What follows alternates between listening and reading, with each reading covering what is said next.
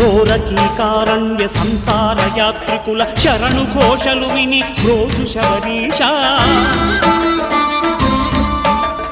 పాపాలు దోషాలు ప్రక్షాళనము చేయు పంపా నదీ తీర ఎరుమే నివాస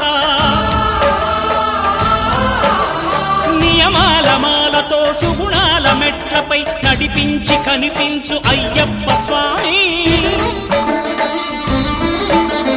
మకర సంక్రాంతి సజ్జోతివై అరుదెంచి మహిమలను చూపించు మణికంఠ స్వామి కర్మబంధము బాపు ధర్మశాస్త్ర